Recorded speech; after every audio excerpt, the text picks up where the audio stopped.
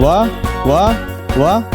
Salve, saudara-saudari terkasih, salam jumpa bersama dengan saya, Pastor Yohanes Eko Prastio dalam Renungan Harian Silimo Katolik, edisi Senin, 28 Oktober 2024. Hari ini, Gereja Semesta merayakan Pesta Santo Simon dan Yudas Rasul. Dan mari kita bersama mengawali hari baru, mempersembahkan hidup dan karya kita kepada penyelenggaraan Tuhan. Mari kita bersama mengawali dan menandai diri kita dengan tanda kemenangan Kristus dalam nama Bapa dan Putra dan Roh Kudus. Amin. Semoga rahmat Tuhan kita Yesus Kristus, cinta kasih Allah dan persekutuan Roh Kudus bersamamu dan bersama rohmu. Marilah kita berdoa. Allah Bapa sumber cahaya kebenaran, Santo Simon dan Santo Yudas para rasul mulia telah mengantar kami untuk mengakui namamu. Semoga gerejamu semakin bertumbuh dalam iman dan semakin banyak orang yang percaya kepadamu. Dengan pengantaraan Yesus Kristus Putramu Tuhan kami, yang bersama dengan Dikau dalam persatuan Roh Kudus, hidup dan berkuasa Allah sepanjang segala masa. Amin. Mari kita bersama menyiapkan hati diri kita untuk mendengarkan sabda Tuhan. Tuhan bersamamu dan bersama rohmu. Inilah Injil suci menurut Lukas. Dimuliakanlah Tuhan.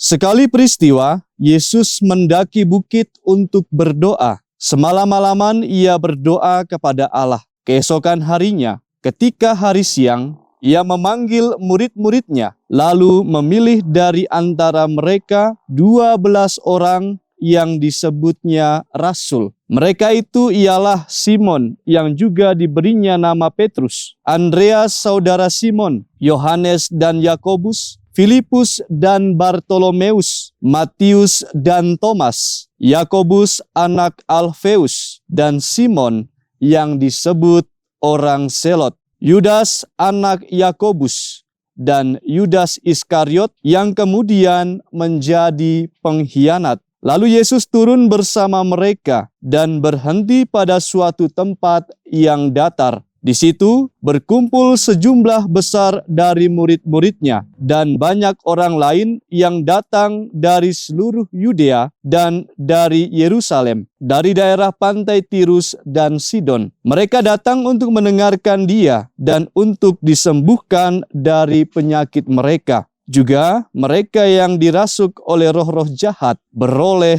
kesembuhan. Dan orang banyak itu berusaha menjamah dia karena daripadanya keluar suatu kuasa dan semua orang itu disembuhkannya. Demikianlah sabda Tuhan. Terpujilah Kristus. Saudara-saudari, sahabat Silimo Katolik yang terkasih, tema permenungan kita hari ini ialah tentang memahami panggilan dan pelayanan dalam iman. Saudara-saudari dalam Kristus, hari ini kita bersama merayakan Pesta Santo Simon dan Yudas. Dua rasul ini dipilih untuk meneruskan misi Yesus. Nah, dalam Injil Lukas yang baru saja kita dengarkan bersama, kita bersama melihat momen penting ketika Yesus memilih 12 rasulnya setelah menghabiskan malam dalam doa. Mari kita menelusuri makna pemilihan ini dan bagaimana relevansinya dalam kehidupan kita saat ini. Nah, yang pertama, panggilan itu didasarkan pada doa. Yesus berdoa semalaman sebelum memilih para rasul. Ini mau menunjukkan bahwa keputusan besar harus diambil dengan pertimbangan yang mendalam dan bergantung pada petunjuk Tuhan dalam kehidupan kita sehari-hari. Kita seringkali juga terjebak dalam kesibukan dan keputusan yang terburu-buru. Saat ini kita diingatkan untuk terus mengutamakan doa dalam setiap langkah yang kita ambil. Seperti Santo Simon yang setia, kita diajak untuk berdoa sebelum membuat keputusan penting dalam kehidupan setiap kita. Yang kedua, keragaman dalam panggilan. Yesus memilih para rasul dari berbagai latar belakang. Simon yang dikenal sebagai Selot dan Yudas, meskipun yang berkhianat, masing-masing memiliki panggilan yang unik. Ini juga mau mengajarkan kepada kita bahwa dalam komunitas iman, setiap pribadi memiliki peran dan kontribusi yang berbeda-beda pula. Di dunia modern ini, kita dihadapkan pada keragaman dalam iman dan budaya. Mari kita bersama diajak untuk saling menghargai dan bekerja sama meskipun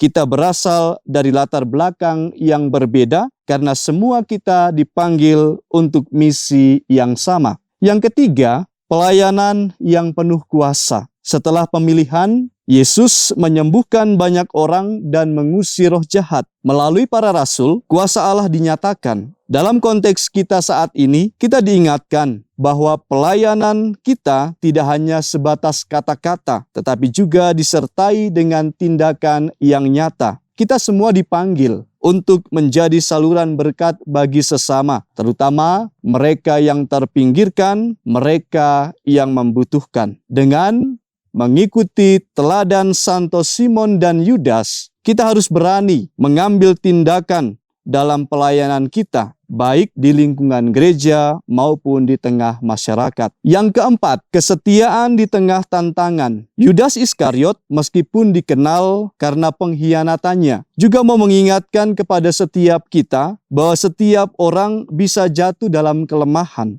Namun, ada pelajaran penting tentang pertobatan dan pengampunan. Di zaman sekarang, kita mengalami banyak hal. Ketika banyak orang merasa putus asa dan tidak layak, kita diingatkan bahwa kasih Allah itu tidak terbatas. Seperti Simon yang setia, kita diajak untuk tetap berdiri di jalan yang benar, meskipun setiap kita dihadapkan pada berbagai godaan. Kita semua memiliki momen kelemahan, tetapi seperti Simon, kita diajak untuk tetap setia dan berjuang untuk iman setiap kita kepada Kristus. Marilah kita menjadikan perayaan Santo Simon dan Yudas sebagai momentum untuk merenungkan panggilan setiap kita. Dengan berdoa dan bersandar pada kekuatan Tuhan, kita bisa menjadi saksi Kristus yang sejati di tengah dunia ini. Semoga perayaan ini menginspirasi kita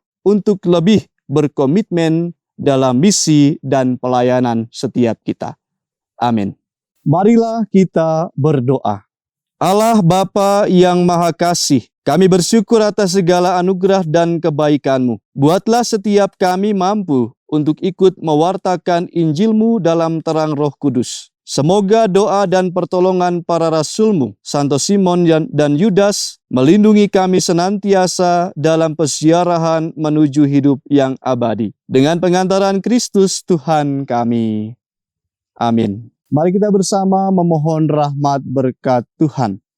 Tuhan bersamamu dan bersama rohmu. Semoga kita sekalian, segala rencana kita, aktivitas kita hari ini, senantiasa dibimbing, dilindungi dan diberkati oleh berkat Allah yang Maha Kuasa, Bapa dan Putra dan Roh Kudus. Amin. Saudara-saudari terkasih, pergilah kita diutus. Amin.